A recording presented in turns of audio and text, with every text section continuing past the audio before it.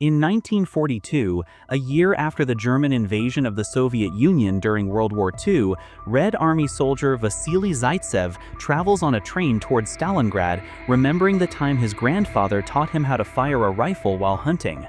On the train with him are hundreds of other soldiers, but also several civilians, including Tanya Chernova, whom Vasily notices but doesn't dare speak to.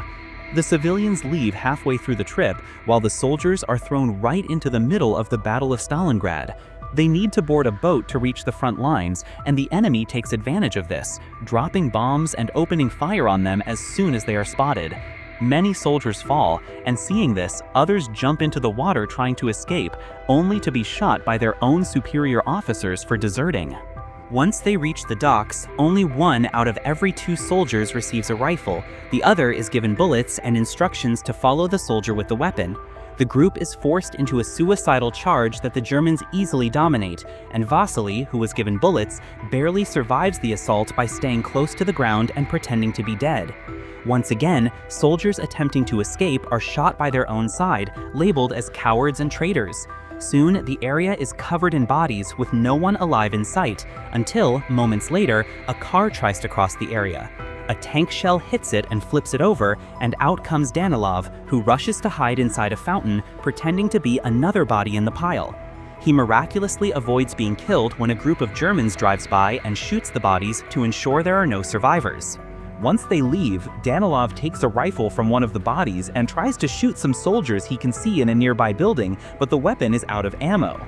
At that moment, Danilov discovers he isn't actually the only one alive in the fountain. Vasily has also been hiding there.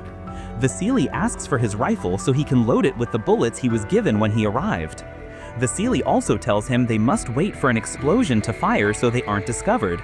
But since Danilov is a political commissar, his experience with weapons is limited, so he lets Vasily use the rifle instead. As another car with soldiers arrives, Vasily moves behind a hole in the fountain wall and, as soon as he hears an explosion, begins shooting each German one by one in the head with absolute efficiency.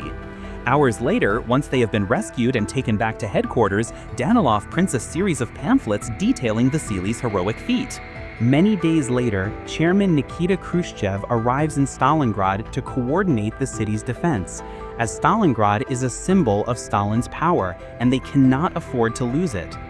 Furious after hearing about yet another defeat, he demands ideas from his subordinates on how to improve morale, but most soldiers simply repeat the same ineffective tactics they've been using for years. Danilov, however, proposes something different. He believes that instead of punishment, they must give hope. They must create a hero and inspire the people to want to protect the motherland, and he has the perfect hero for the job. Danilov's idea is approved, and he is promoted to senior lieutenant. Vasily's face now appears in the newspaper, presenting him as an example to follow.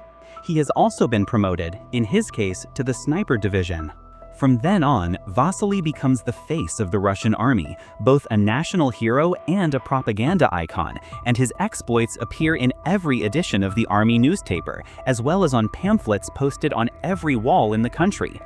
One day, during one of his missions, Vasily and his team are found by a young boy named Sasha Filipov, who admires Vasily. He invites him to his humble home, where his mother, Mrs. Filipov, prepares dinner as a thank you for what he has done for his country. Shortly after they arrive, Danilov also shows up, bringing letters from Vasily's admirers across the nation. To keep the hope and propaganda plan going, Danilov makes him respond to all of them, though he is the one telling Vasily what to write, especially since he has to help him with grammar. One more person arrives after they begin, Tanya, the girl from the train, who is like a sister to Sasha and has become a private in the local militia. She also speaks German fluently because she studied at the university. Danilov wants to recruit her because they need more soldiers who understand German, but Tanya would prefer to stay and fight, especially since the local militia is short-handed. She changes her mind when Danilov explains how much she could help them by decoding German intelligence, and that he will send 12 soldiers in exchange for every person who speaks German. Meanwhile, the German army is starting to suffer the consequences of what Vasily and his sniper team are causing in their ranks, so they summon German Major Erwin Koenig, a renowned sniper and head of the German Army Sniper School in Sausen.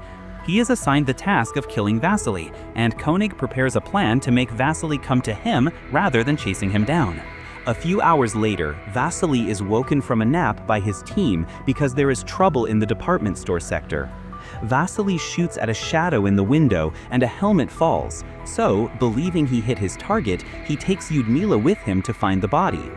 The partner they leave behind is shot as soon as they go.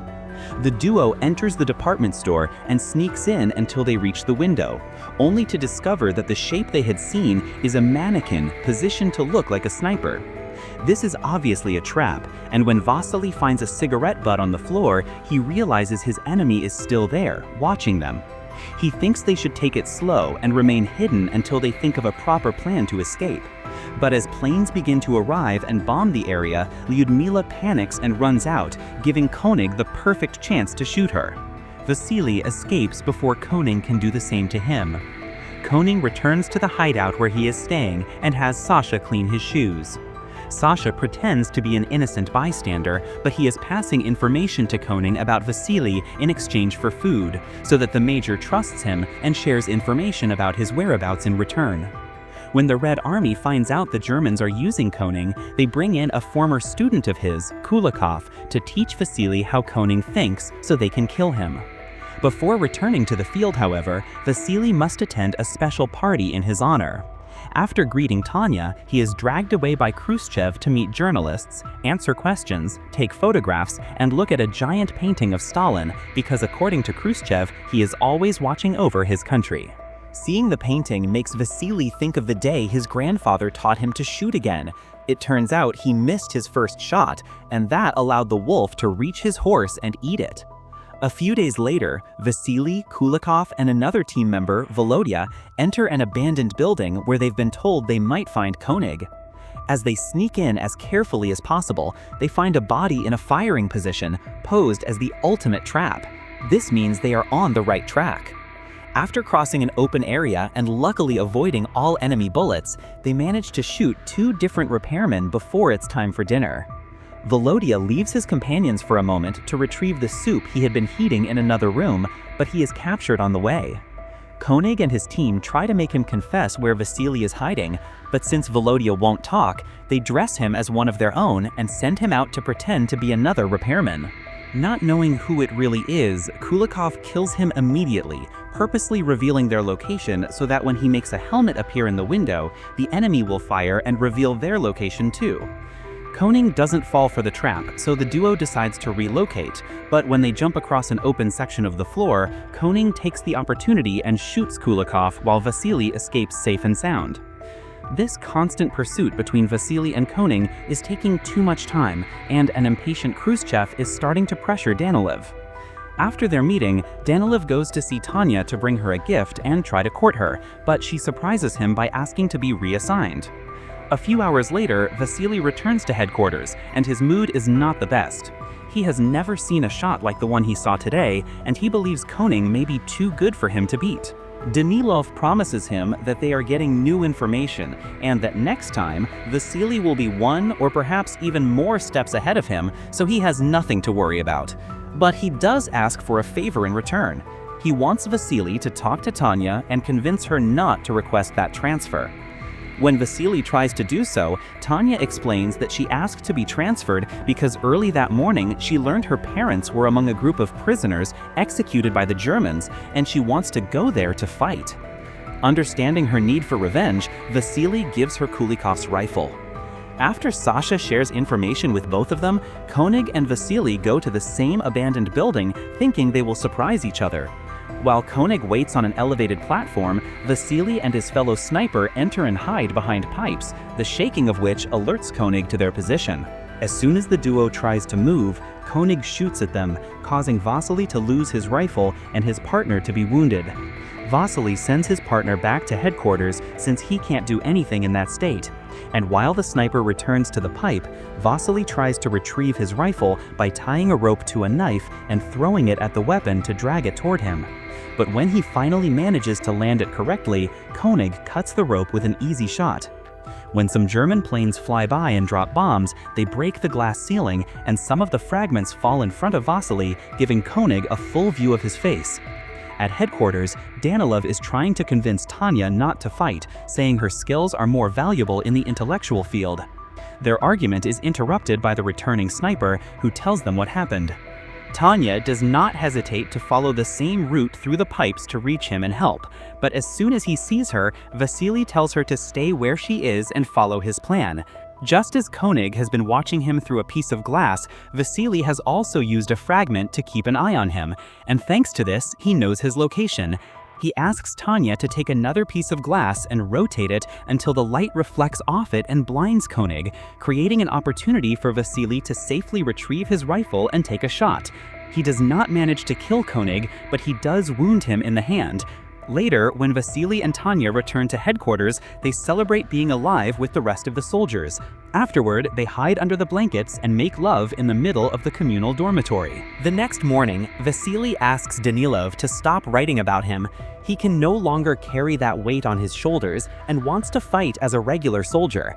Danilov doesn't accept this, and to manipulate Vasily and make him feel bad even for asking, he brings in Sasha, who shows him how proud he is for having obtained information from Koenig. With the boy looking at him with such hope in his eyes, Vasily cannot say no and allows Sasha to guide him to the area where Koenig will be waiting. The ground is covered in bodies, so Vasily hides among them and proceeds to wait for Koenig to appear. However, there is a problem. He spends so much time waiting there that he falls asleep. When Koenig finally spots him from his hiding place, he is about to shoot him, only to suddenly see a scavenger soldier appear between them, moving Vasily's body as if he were dead and easily stealing all his belongings. The German army captures this soldier and discovers he stole Vasily's ID, leading them to think Vasily is dead. Koenig disagrees, but he is dismissed anyway. Refusing to go home while Vasily might still be out there, Koenig talks to Sasha again and, already suspecting what might be happening, tells him his next location.